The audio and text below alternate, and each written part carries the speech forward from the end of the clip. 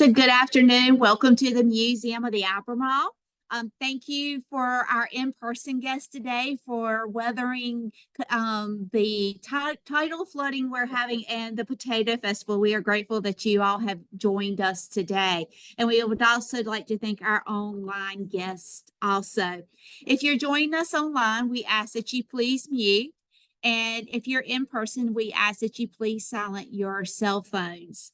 I would like to give a quick reminder that on Wednesday, June the 5th at noon, we will have our first History for Lunch for the month. And we will have Mr. Nick Lucchetti, who will speak about the digs on Roanoke Island and how everybody since 1895, historians and archaeologists have endeavored to find the fort and village sites of the Raleigh's 1585 and 1587 lost colonists, and where they may have re-established their settlement up the Albemarle Sound. So that will be our guest speaker for June the 5th at noon. Today, we would like to welcome Ms. Sue Engelhardt, President of the League of Women Voters of Northeastern North Carolina, and she will provide us a lecture on voting rights as the United States enters another presidential election year. She will review our voting history by remembering where we started. That is just as important as understanding our current voting landscape. So, Ms. Sue, I invite you to join us on stage.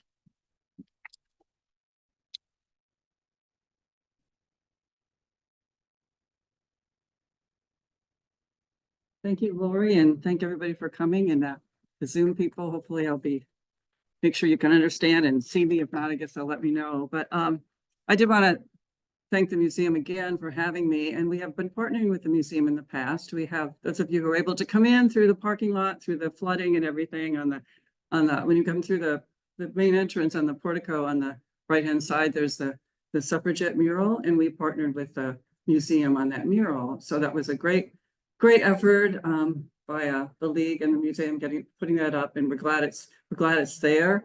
There's also t-shirts for sale at the gift shop if you want a t-shirt. I told Mary I would make sure that I made that plug, so, and for us too. But it was a great endeavor, and we really appreciate the museum and all that they've done for the league, and that they asked me today to speak. I did want to just talk a little bit about myself just for a second. I've been a member of the league since 2018, and I've been president since 2020. And those of you who don't know much about the league, we are really, our mission is about empowering voters and defending democracy. So it's really, what we really are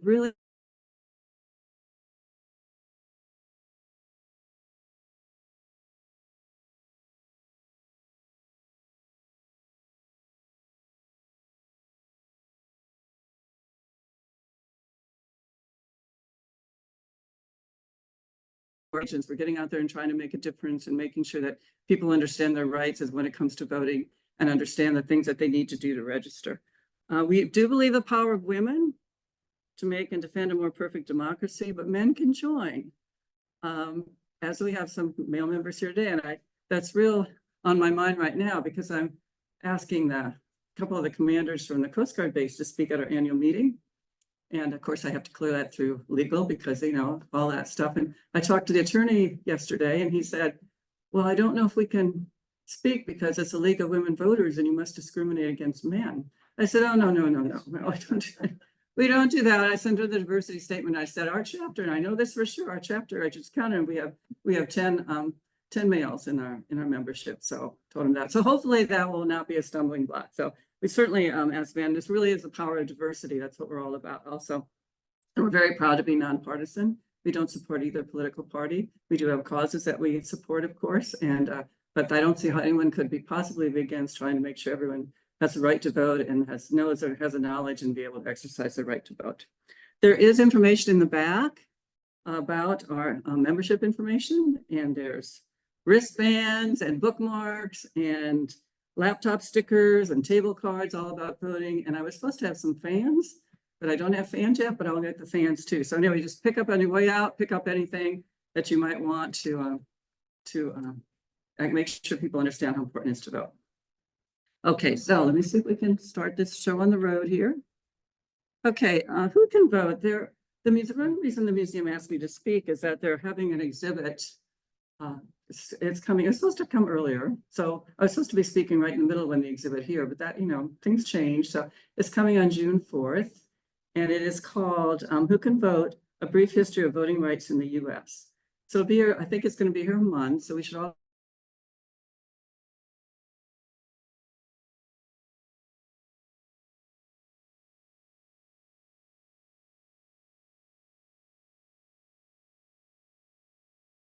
get the right to vote and people vote. But it's a little more complicated than all that. So please come back and see that exhibit when it comes first part of June. So let's first talk about state rights, federal versus state rights. And I don't know how many of you knew this, and I kind of knew it, but looking back on kind of looked at some pieces of the exhibit too to help pull this presentation together. When the founding fathers were at the Constitutional Convention, they had a dilemma on voting rights. They said, okay, landowners only. They would landowners only vote. But they said, well, that would oppress the rights of the poor people. And they did fight in the revolution. So maybe we should give the right to vote to all. They said, yeah, but those lower classes, they've been given too much power and they're not too bright and they might not, do the right thing. So what did they do? They decided to give the decision to the states. So the states would decide who is eligible, not the federal government. And so now I can kind of understand why there's lots of state involvement in voting. First, there is one reason it's embedded in the way our history was founded, that the states have this right. So that it's been, but then when the federal government there became a lot of federal government after the Civil War because of the extending voter eligibility to Black men. We'll talk about that. And the suffrage groups, when they fought for the right to vote, they didn't go to the states. They would go to the federal government because that's what really made the difference. The states, they didn't have as much power, obviously. I did want to tell one story just quickly about, I was at a nonpartisan event not too long ago, and I was talking about the importance of voting and getting the vote out. And someone in the audience said, well, I don't really think everyone should have the right to vote. I think some people just aren't smart enough and don't understand enough and really shouldn't be voting. So that perception, that was way back when they talked about the rights of the landowners, and then we were talking about, the Jim Crow law. So some of that is still there. So that's something we really need to fight against. That is not, everyone has the right to vote. And whether you can't, some people have issues that they're more important than the other issues. Doesn't mean that they don't understand, but they have issues that they're more important to them. So we need to continue to really work against that. Okay, so next slide. So again, in the 1700s, they generally limited the voting to white property owners. States took different approaches. They not only on property ownership, but on religion, gender, and race. So they did things a little bit differently, but they changed over time. For example, New Jersey, who knew? New Jersey allowed property owning unmarried women and free Black men to vote. It's great, right? Yay, New Jersey. But then they said, now forget it, we're not going to do that anymore. So they took it away. But the states did vary a little bit on all those. In 1800s, the Jacksonian era started, and that was when they said, well, we want all men to be able to vote. Universal male suffrage, whether you own property or not. So all men vote, but not, race and gender, of course, still limiting factors. So white men could vote. In the 1870s, of course, we have the Civil War. And then that's when the federal government defined voter eligibility regarding race rather than leaving it to the states. So the Reconstruction Amendments had to be ratified by the southern states before they could regain representation in Congress. So they had to, one of the amendments, and part of that was the 15th Amendment allowing Black men to vote. So that was going on, but the federal government stepped in because they knew the states wouldn't be able to do it. So that really marked a turning point at the end of the Civil War for extending rights to Black men.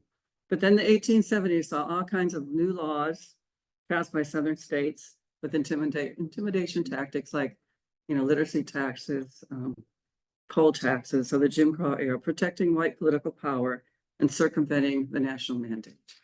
So that was going on. And then, of course, the 1920s, women gained the right to vote, and that women have been fought for the right to vote for 150 years. And it's interesting, and I knew a little bit about this when we were working on the mural about 100 years of women's right to vote, but the Western states, many of the Western states gave women the right to vote long before the federal government, before it became an amendment. And one of the quotes I found was that reformers concluded that prohibition would improve men's reasoning abilities, that women's suffrage would include sober and altruistic voters, and that the two reforms would combine to create a better government for workers, wives, and children. So there you go. So prohibition went away, but women's suffrage still stayed. And then, of course, the civil rights era, where all kinds of things happened. The Voting Rights Act was passed, and then we had the amendment changing the voting age 18 to 21. That was during the Vietnam War, where when young people had to go to war, but they couldn't vote. So that changed at that time. Then there's all these other protections that happened in the modern day, 74, 72, all the protections. The one to really look at, though, is on the 2013, when the Supreme Court overturns the Voting Rights Acts. They didn't overturn, it's complicated, but didn't overturn all of it. But basically, and I'm being very simplistic, so if there's any real experts on the Voting Rights Act, forgive me on this, but they ruled that the past discrimination that was evident when the act was passed is no longer evident. Now I'm very simplistic on that, so it's a little more complicated, but that's what happened. So there are parts of it that are still in place, and it's a little complicated, but it's resulted in more states limiting voter access and voter suppression now because of the Voting Rights Act changes. There is a really strong argument when people are given more opportunity to vote, they do. The 2020 presidential election, remember how the states extended the expanded voting options because of COVID, and we had the highest turnout of ever. So of course now, since then, 18 states have passed 34 laws that restrict access to voting. Now, of course, there are some states also that have improved. I mean, they've provided more access, but we're most concerned about the ones that restrict access to voting. And these laws that they've put in place, there's been a lot of research done, and they affect voters of color more than the general population. So, for example, voter ID research show that laws that reduce turnout is more, that the voter ID reduces turnout in more racially diverse areas. And other changes that limit voting access are polling place closures, reducing the time, the dates, or places for early voting, restricting Sunday voting, timelines for absentee ballots, shortening that, ID requirements again, the purging of voter rolls, redistricting changes. We just had that happen in North Carolina also, underfunding certain polling locations, and making it more difficult to register or fill out the form, or even get the form. So as an example of that, North Carolina just did some recent changes. So of course we have a voter ID now law in place. You have to have a driver's license, and some school IDs, or schools had to get their IDs approved, of course. And the County Board of Elections will provide free IDs. You just have to go and get one. It takes just a few minutes, but you do have to go and get one. Anytime except the period between the end of early voting and election day. And if you don't have an ID, you can vote provisional ballot and fill out an ID exception form, or fill a provisional ballot, come back and vote later, and then you change, or you can return to vote later with your ID. But that voter exception form, you can check and say, I don't have an ID, and no one is supposed to question that because you checked that. Okay, now I said, you notice I said nobody is supposed to question that because they checked it. So the voter exception form, and you have to be given it. People have to know about it and have to be given the voter exception form. So just another story. I was at actually an exercise class not too long ago with people on election day, and people were talking about, we're going to go vote, and they said they're so glad the voter ID law is in place. And I said, well, the issue is that not everyone has access to IDs and can easily get IDs. And several individuals, they spoke up and said, well, of course they have IDs. They have to get IDs at the airport to fly. So you see, we're putting a different frame of reference on things, right? It's a different frame of reference on things. So yeah, you do, but there's people that never been in an airport, never flown, you know, so I was, of course, then I got on, you know how I reacted to that. So you're, those of you who know me know how I reacted to that. So another thing that the North Carolina has changed is that mail-in ballots have to be received by the County Board of Election by 7:30 p.m. on election day. Used to be that they were received up to 5 p.m. up to 3 days after election, as long as they were postmarked. So that's a big change. So we really suggest, if you're going to vote absentee, that you mail it in the first day of early voting on 10/17 to make sure it gets there and gets counted. So, and early voting is October 17th through November 2nd for the election. Remember, you can also turn in your mail-in ballot at early voting or at the Board of Elections also. Voter challengers, this is new. Any voter in a county can challenge absentee ballots of voters in that county during early voting and election day, and can file those challenges up to 5 business days after election. It used to be the previous law allowed any voters in a precinct to challenge within the precinct, only up to closing on election day only. So see kind of where that observer stuff and, you know, yeah. Anyway, we'll see what that, and the voter privacy used to be, if you were helping someone vote, if you know, you came in and you needed help, I was helping you vote. You didn't want to do curbside, but you needed help and needed help getting in, and you needed help to maybe just read the ballot or whatever. Now you have to, anyone helping a voter cast a ballot would be added to a voter assistant log, including their name, address, the time they entered the poll, and the person's signature. Never used to have to do any of that. And then they also made some changes.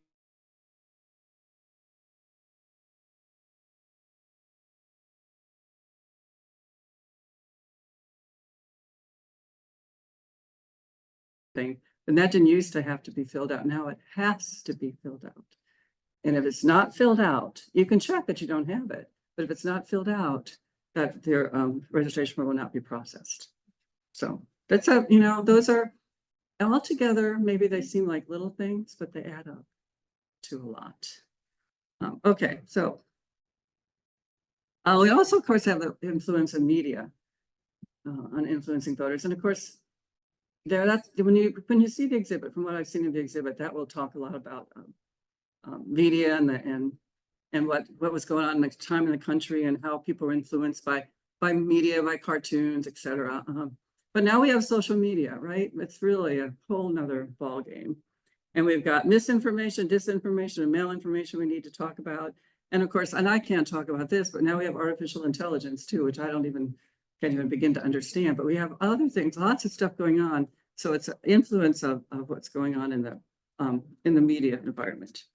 So this is a past media. I know you can't read that, even though that's really big up there. It said, but this is a cartoon from the 1850s. It's called the Hurly-Burly Pot. And it was created to attack abolitionist, free soil, and other sectional interests of the 1850s as dangerous to the Union. The artist is James Bailey, B-A-I-L-L-I-E, pretty famous artist if you know anything about his cartoons. And it singles out for indictment William Lord Harrison. I have to have someone come up and point out which one he is, but David Wilmot, William Lord Harrison, an abolitionist. David Wilmot is a free soil advocate. Horace Greeley is a New York journalist. And Senator John Calhoun is a Southern state right. So they're all in that pot and they all have different things that they're saying. So, and I mean, that's a big way of influencing people, right? Through the cartoons and the media at the pen. Now, this one is a little disturbing. After I put it up here, I said this, in fact, it's more than a little disturbing. It's very disturbing. This isn't from 1868. It's Thomas Nast, N-A-S-T, Harper's Weekly. And it's about the emerging efforts of the period to restrict Black men from exercising the right to vote. So what it says on the top is, this is a white man's government. We regard the Reconstruction Act, so-called, of Congress as unconstitutional, revolutionary, and void. And the cartoon is showing a man with a belt buckle that says CSA, Confederate States of America, holding a knife, which represents a lost cause, a stereotyped Irishman holding which is vote, and another man wearing a button with Fifth Avenue and holding a wallet, capital for votes. With their feet, this is the first part, with their feet on, an African-American soldier sprawled on the ground. And in the background, I don't know if you can see any of this, but in the background, there's a orphan asylum and a Southern school are in flames. And African-American children have been lynched near the burning buildings. It's disturbing, right? So, I mean, the reason I showed it, it was very, I mean, we have a lot of conspiracy theories that are also very disturbing, right? So, I mean, disturbing stuff has been going on, doesn't make it right, but it's been going on forever. About trying to get people to believe in different ways, or to believe what the cartoon says. So how do we understand the landscape now? How do we deal with it now? Well, it's kind of information. I'll explain each one to you in a second, but it really affects disenfranchised communities a lot more than anybody else. They're constantly bombarded with lies and misleading information about our election system, how it works, about public policies and government actions. And then these falsehoods just feel upon each other, and they just sow a whole lot of distrust in democracy itself. Don't everybody get depressed because there's no silver bullet. Okay, don't leave yet. So, so the difference is there's not much difference. Bad information is bad information, right? But misinformation is just inaccurate. Okay, it's wrong. Someone says that, there's 10 people in the League of Women Voters and there's actually 8. It's false information. Disinformation is actually intended. They make sure that they massage it so that it's false.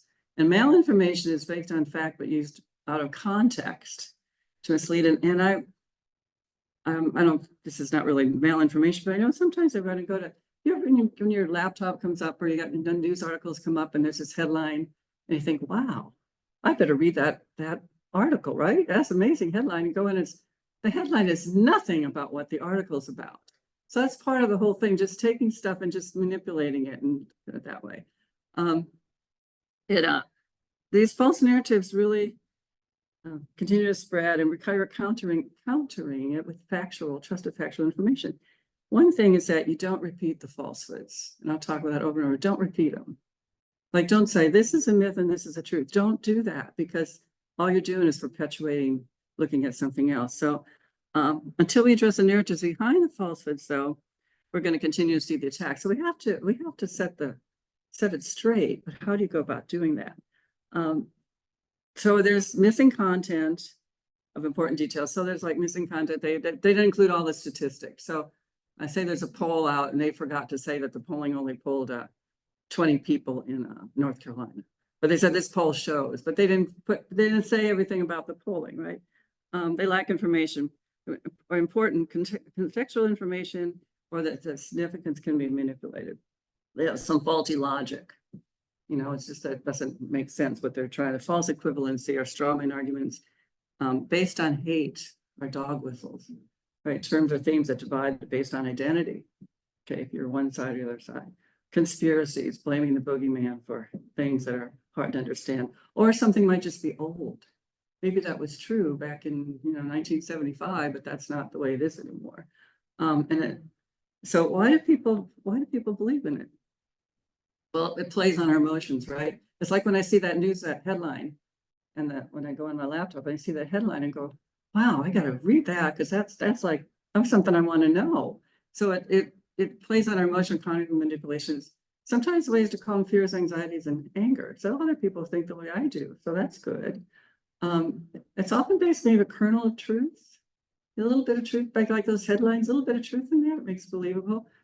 And then they really process information. We're trying to find things that are consistent with what we believe. That's what we do. I want that other stuff. I don't want to look at it. So most effective misleading campaigns combine all these strategies, right? Combine everything. Okay.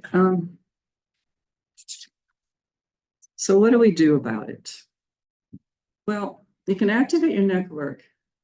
Now, we have a network with the League of Women Voters. I was trying to think about it. I was thinking, is it Green Saves Green? That's the environmental group, right? Green Saves Green. So what if Green says that somebody's saying all these things about wind turbines that isn't correct?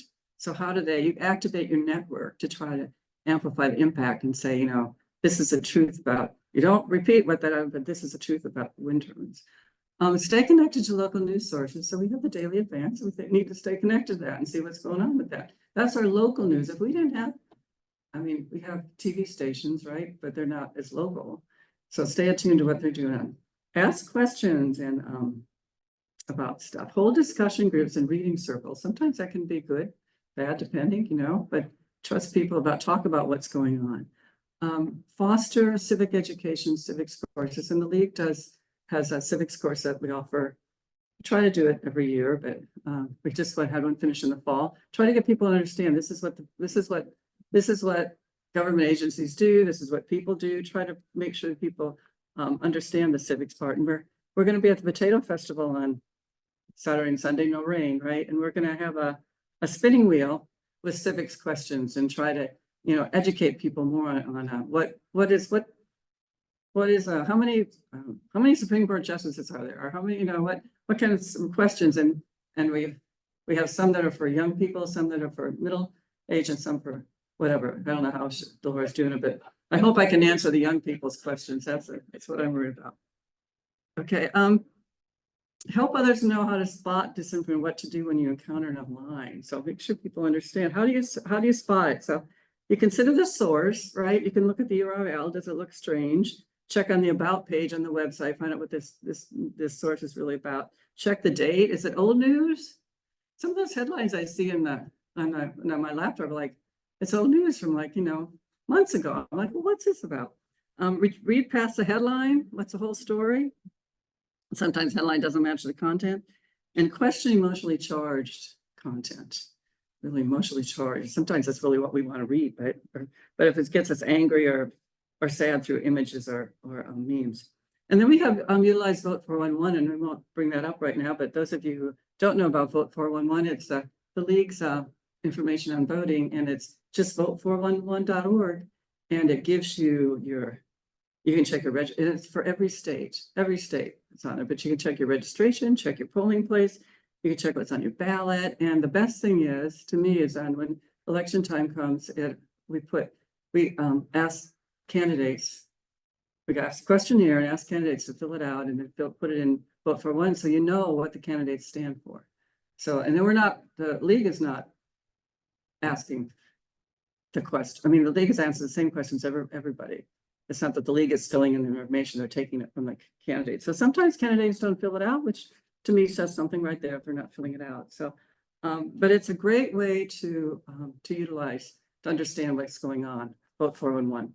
Join partner groups, other partner groups that help with it. And really attend your Board of Elections meetings as observers. You learn a lot. Sometimes you learn more than you want to learn, right, Amber? But it's a great way, and you understand how the process works. Understand there's really people that are just trying to make things work. Sometimes they go about it a little bit differently than you and I would sometimes, but it's really good to go there as a public observer and do that. Just a few other things. Again, never quote the bad information. Just don't quote it. It's just not repeating it. Just makes it become more real. So refer to it without repeating it, like say some people are making false claims about the legitimacy of the 2020 election instead of saying, Tammy Miller says that thousands of ballots were stuffed at the election office, So just try to, say it a different way. Focus on providing the correct information possible, include trustworthy sources where you learn more. And again, don't repeat it. I know when I was taught, when I did presentation, to put the myth and what the facts is, but you don't want to do that, because then people focus on the myth part and they really just need the facts. So, and don't click or share it. Don't share what you have. Do share accurate information, but don't click and share it and says, hey, Amber, look what Jan just put out. Isn't that stupid? Don't share it. Don't share this stuff. Share accurate information. So if Amber put out good stuff, Jan can share it. Don't engage publicly, like I just did. Don't engage publicly. Just, send ask somebody privately to take down the information, and do report it and block it. And it's an interesting story that we've had and Laura's not here, but we actually had our website blocked, our Facebook site blocked, because people said we had inaccurate information on it. So we had to go to the administrative Facebook and get it. And it wasn't, but to somebody it was, right? So it happens. Okay, so how do we empower voters and make sure that we understand the barriers they face and call out the people that aren't doing the right things, making sure that people are at the center? It's really, words matter, how you talk and what you say. And what the league has been trying to do, and I messed up on some of these slides when even trying to do this, is try to speak of challenges, to find, not by, forget the people at the center of these issues, always work to find them not by their challenges, but by their aspirations. It's a big difference. That's how we empower voters. It's really called asset framing, ASSET framing. That kind of pulls things together to try to get people to not disenfranchise people, talk more about the truth. So I'll show you some examples of this because I'm probably not doing a very good job explaining it. So someone comes up to you and said, I don't want to vote. You said, voting is easy. Come on, it's so easy. Well, voting might not be easy for just anybody or everybody, right? You got to get an ID, you got to figure out what, but it's not easy, necessarily easy. It's not, that's not empowering people. Or say voting is important. Okay, well, then you're kind of saying, if someone says, I don't want to vote, and you say, well, voting is important, then what are you doing? You're kind of like saying, well, you're attacking the vote. So voting is your right. Voting is your right. That's a big, different way of saying it, right? Voting is your right. And I think about this, those of you who are going to be working at the Potato Festival in a booth, I mean, think about how do we engage people that say these kind of things? These are the kind of things we should be saying, that we shouldn't say voting is easy. If they say, I don't want to vote, well, you say, well, voting is your right. Don't say, oh, it's so easy to do. Well, it's not necessarily easy to do. Okay. Make your voice heard instead of saying, just do your civic duty. It's your responsibility to vote. Well, okay, that might be true, but what does that say? It's kind of turning people off, right? So it's like, just make your voice heard. Make your voice heard. Every voice, everybody has a voice in democracy, and it's not an assignment. It's something that you're given to do. So make your voice heard. People care about their community and deserve to have a say in decisions that affect them. So we shouldn't guess that people don't vote because they're lazy. People don't vote because they don't understand. They're not smart enough. You know, people don't, we would never say those things. I don't even know one here would say this, but the truth is we don't know why people don't vote. We don't know. We shouldn't judge them. We just say that if you care about your community, you deserve to have a say in decisions. And I have some fact sheets I'm going to use for the Potato Festival. Talk about if someone says, well, what do you really care about? And if someone says, I care about the fact that that pothole is not getting fixed in my street. Okay, well, there's an organization that does that. And you need to vote for people that, do that. So it's, getting down to the nitty gritty of what people think, what's important to them. Something that's important to me might not be important at all to somebody else. You have to get to what it is that's important.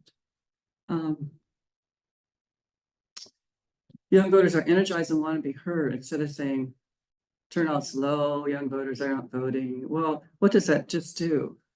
Just reinforces this whole thing, right? Young voters aren't voting, and they say, well, we're not voting anyway. People say we're not voting, so I guess we just don't vote. They are up and underrepresented due to a number of factors, including being targeted by some voter suppression efforts. And you really need to say, talk about what it is that young voters want to have fixed. So young voters are energized and want to be heard, instead of saying, oh, they just don't vote. And voters deserve clear and accurate information instead of saying people just don't know about. Voters are confused. Well, we deserve to have good information, right? So you frame it in terms of what they deserve and value rather than what they lack. Right?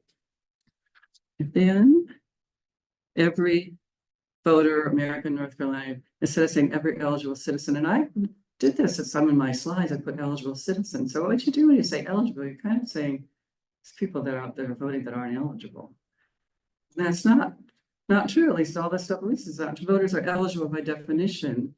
So so you kind of say every voter instead of saying every eligible citizen. It just kind of makes a little bit of sense. I mean, it's not hard to say it those ways because we're used to saying it. We're used to just talking, and sometimes when you think about, especially the audience and why we're talking the way we are. And every voter's voice matters instead of people saying they don't think their voice matters. Well, it does matter. And this is don't play with misconceptions. Practically state that you do have a value when you vote. Voters are being silenced. They have a right to make themselves heard. Okay. So I hope that made a little bit of sense. We're going to show this video. I know some of you have seen it, and I just have to remember how to do it. I think Lori told me to do this. And then hit, where do I go? In the middle of it. Oh, there we go. And I think I go to the, there it is. And this is how, what happens after you vote. So it's going to talk about the voter ID information, about what happens at your Board of Elections, what happens at the canvassing process. So just kind of it's not very long, about 10 minutes. 2024 brings some important changes to voting in North Carolina. When you vote in person at early voting or on election day, you will need to bring and show an acceptable photo ID. When voting by absentee mail, you will need to include a photocopy of your acceptable photo ID or a completed ID exception form. And you will need to make sure that your ballot is delivered to your County Board of Elections by 7:30 p.m. on election day. But what happens after we vote? What does the tabulation process look like?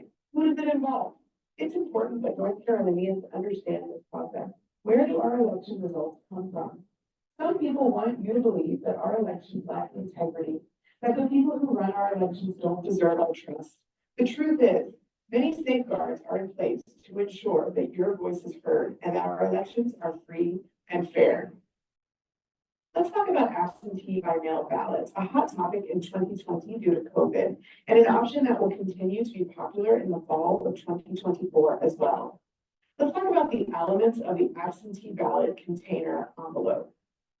There's the voter's signature, the printed name, address, and signature of 2 witnesses, or the name, signature, and official stamp of a notary public. A photocopy of your acceptable ID or ID exception form and the clear plastic sleeve of the return envelope, and adequate postage. This year, it's $1.63 or 3 forever stamps. These are musts.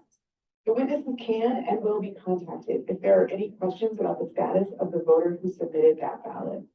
When voters mail back their absentee by mail ballots or hand deliver them to the County Board of Elections office by 7:30 p.m. on election day, how can they feel sure that it was delivered and that it will be counted?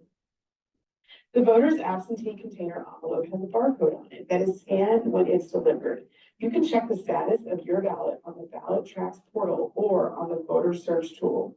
Once it's returned and received at your County Board of Elections office, the first step is an examination of the container envelope by the Board of Elections staff.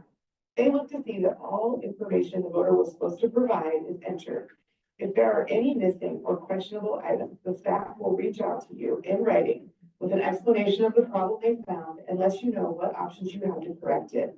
Your ballot will not be approved and the envelope will not be opened until the corrections are made.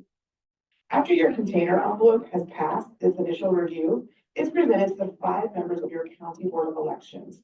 The board members make the final decision about whether to approve an absentee by mail container envelope and ballot.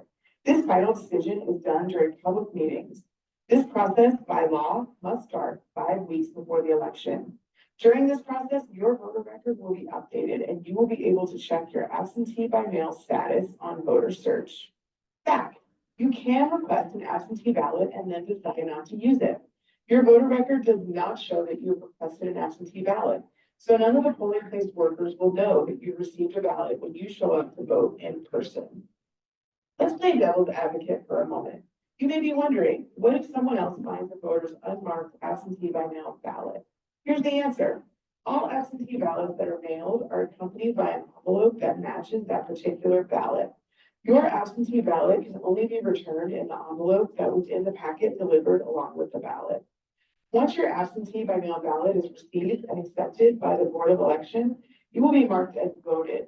Therefore, your name will not appear in the poll book at early voting sites in your county or on election day. There are safeguards to prevent double voting. Remember, that is use the absentee tracking ballot track and research to help you save more about the status of your absentee. You can poll box now.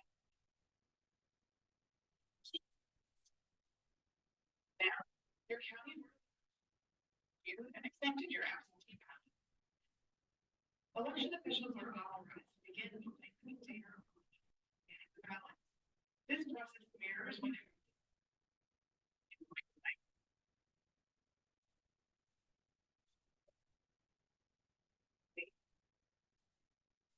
the tabulator, both for absentee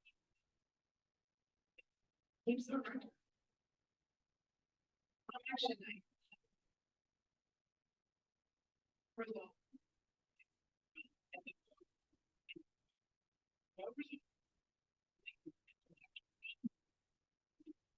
North Carolina is fortunate that election commission. It makes the process of learning the election.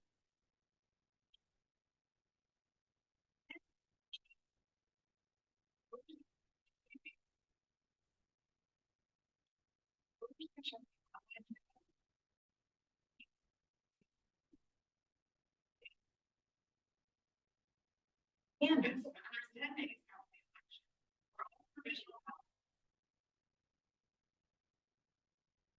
This is also those meetings at your county board of election. During Canvas, the sample audit. Make sure that the tabulars and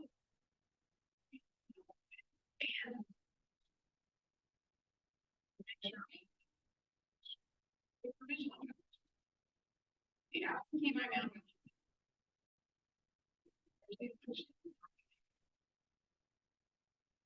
Candidates whose results. Canvas is the time when any irregularity in investigation at state investigation division.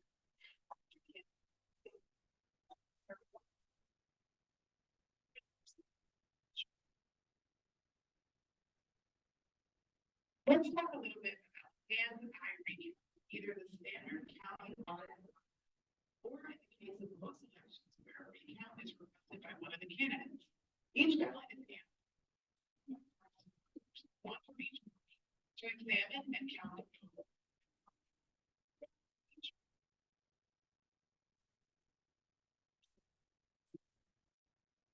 There has been no evidence, even though we do have no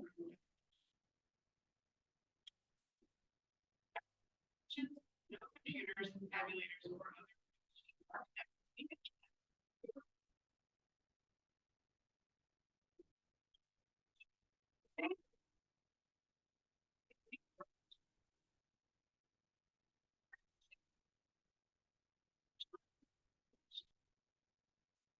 How much it happens when you go to vote? Rely on trusted official sources of information like the main one. Check your own.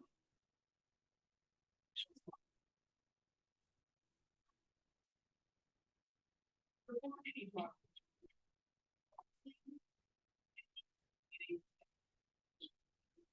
We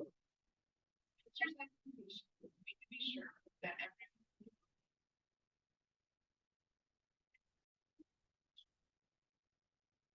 What should your next steps be? Make a voting. Use vote. It will tell you where you can early vote and when, where you're on the information about the candidates and more. It will also show you exactly what you're about. Contact the lead if you have a question. Communication@LWC. We are happy to help or call your county board of elections office. Here are your dates.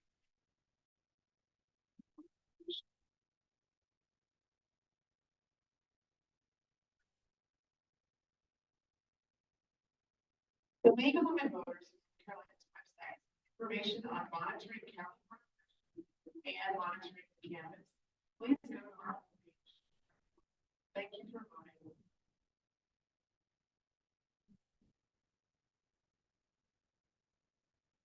Okay, so they did talk a lot about the Board of Elections, and I really would encourage you to attend their meetings, their public meetings. You can talk at the public meetings, you just have to sign up in advance. They really are doing their best to do a good job. Rules keep changing and they have to keep keeping up with those rules too. So another thing you can do is become a poll worker. Poll workers are very important and understand what the process and everything that has to go into it, and makes you feel better about the whole process, because it's trying to make sure that there's absolutely no way that that any fraud can happen. Right, so just kind of in closing, so defending democracy, we have to make sure that our votes are never taken away. We had and to kind of combat all the misinformation out there. It's really important that we continue to do that. Just, you know, in the sidebar, just like the conversation I talked about with other people, it's like, it's still the things are out there that we need to make sure we continue to defend democracy, and that the right to vote is critical. I always talked about it as a critical principle of our democracy. And we have to encourage every voter to cast a ballot in the right way. We need to encourage them. So, and again, the league is really dedicated to making sure all voters, particularly those from traditionally unrepresented areas, are voting. Remembering our past, we saw all the struggles we went through to attain the right to vote, and it's really important that we understand how important those people before us worked very hard to make sure we had the right to vote, and we need to make sure we honor that, and make sure that we honor what they did and make sure that we vote. And empowering the future, how do we make sure and encourage all eligible to participate, and making sure that everybody has the opportunity and information to exercise their right to vote. It's complicated. You only do it once in a while. It can't be, I shouldn't say, it's not, that was a wrong asset framing there. That was bad. People don't vote very often. So helping them understand the process is an important piece. And voting really brings us together. So one time we're all equal, right? We're all equal. One vote, one person, one vote. We have an opportunity to support our communities. That's really what they're saying in the future. People don't realize that. I mean, some elections, right, are won. Local elections are won by 2 or 3 votes. No, it's important that we vote. Our democracy is stronger when every voter can cast a vote and have it count. So vote and make sure your vote counts. And I will take any questions. My contact information is up there. And thank you, everybody, for coming today.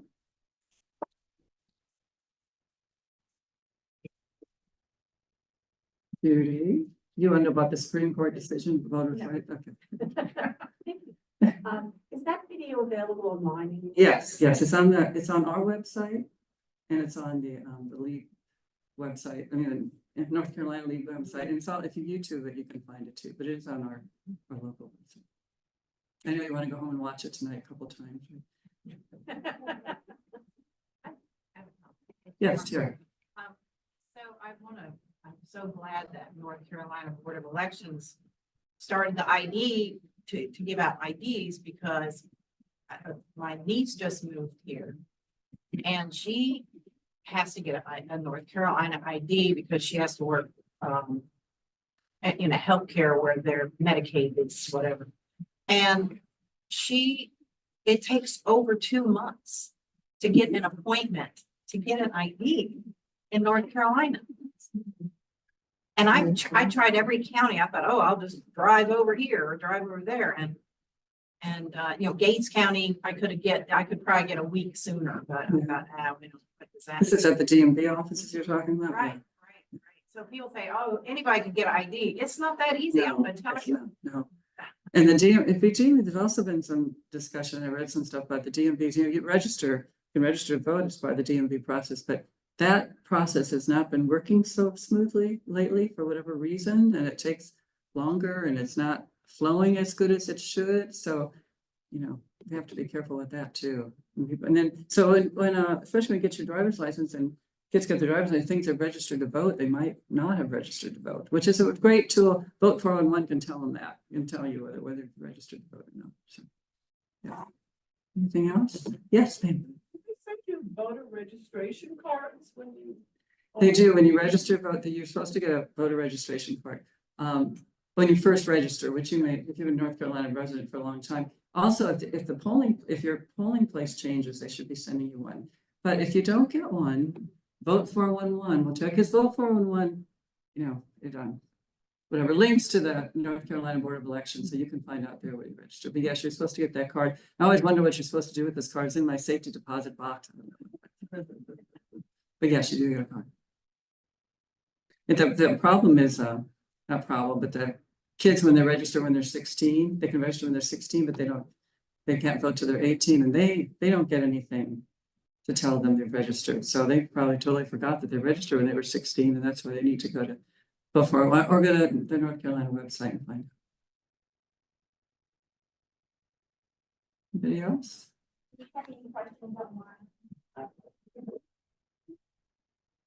Other questions? We talked a little bit about purging the roles. Mhm. What is taking in North Carolina? Do they have a time limit? Do they purge the roles? How does that work? They do purge the roles, and I can't speak intelligently about it to tell you exactly. I know there's lots of things they need to do, right? And people are watching when they purge the roles. It's like, I think it, and I probably shouldn't even say it for sure. I think they're used to purging that if you haven't voted in a certain amount of time, and now they've moved up that time frame. So say you hadn't voted in 10 years, now they're purging if you haven't voted in 5. And I'm making that up. I don't know what the years are, but they do have rules for how they purge them. And some of the states, when they talk about purging, some of them have moved so that they purge the rolls. You know, if you haven't voted in the last election, they take you off. They're, so they're doing it, quicker and not giving people a chance to stay on the rolls. So, but I mean, they do talk, and if you go to the North Carolina Board of Elections website, I'll talk about what the rules are for purging the voters. And of course, it's all this talk about there's dead people on them and all that stuff. And that really, I mean, there's safeguards on that. That doesn't, I mean, I'm not saying it doesn't happen, but that's not one of those theories, conspiracy theories. If you show up as inactive, what do you do? Inactive on the voter registration rules. Is this like stump the chump question that you do? I didn't know the answer. I totally didn't. If you show up inactive on the registration, like if you go to vote for one, it says you're inactive. I didn't even know to have a slot to say you're inactive. We ran across that because our last Amber and I. Did you really? I didn't Huh, inactive. So that sounds like they're ready to purge them of the rolls. I didn't know there could be an inactive. We'll have to. Did you ever find out what it meant? You have to find, I don't know. I didn't know there was one. Does anybody else know that? Oh, Tammy, you don't know what, no, I don't know. Yes, ma'am. I am a poll worker in Women's Count. And of course, yesterday was election day, it was a long day. Yeah, Um, my husband was there too all day. So. Not a whole lot of action yesterday. There are some people that show up as inactive, and it may be, in fact, we had one yesterday. And this person had registered and voted in the 2008 election, but had never voted again. And in the meantime, he had moved a couple of times and then went to DMV to change, I guess, his address on his license. And one of two things happened, we're not really sure. He may have been inactive because, as those of you who live in Women's County know, you've got to come to Pasquotank to get your driver's license. You can get tagged in Hertford, but you can't. You have to come up here to get a license. And his name, although he had never lived in Pasquotank, his name popped up on the Pasquotank rolls. And so he was inactive on our rolls. And the explanation that I got was that that we don't take them off the rolls altogether, that you've got to have a record of if they voted, when they voted, and so forth. It doesn't say who they voted for or anything like that, or how many contests in a particular election voted for, but so I'm not really, and speaking as somebody who's moved quite a bit over the course of my adult life, I lived for a grand total of 3 months in Portsmouth, Virginia in 2017, and I changed my registration to be there because I wanted to vote in the gubernatorial election, which is, on an odd year. And then we moved down to Women's, and I changed my registration at DMV, and they got it correct. I've got a voter registration card and all that, but for whatever reason, either the DMV did not tell Portsmouth that I had changed my registration. So the bottom line on that was that I was getting jury summons all the time, and I don't live there. I haven't lived there in forever. So it's, the lesson that I learned from this is that you need to follow up on this on your own. You need to make sure, particularly if like, for example, you're doing one-stop voting, and at one stop you can register to vote and vote on the same day, you still need to follow up after to make sure that you've got a valid, and the Board of Elections people will do everything they Right, can they to will. help you, And it's all automated too. but a lot of it is automated. Yeah, but that's good to know that inactive, so it must be, I don't know, have to look that up And and I see. bet what- they've done it differently. Yeah, well, that's the thing, and I don't know how many remember that they, a lot of the states took away, it was called ERIC, ERIC. And that was to help the states all talk to each other, and somebody decided that it could cause voter fraud. Many people get into, a lot of states don't use it anymore. I think that's part of the, I mean, just personally, it could be part of the problem. They don't have a way to talk to each other anymore, so. But anything else? Okay. One thing you took away from today is vote, right? Your vote matters. Thank you. Thank you.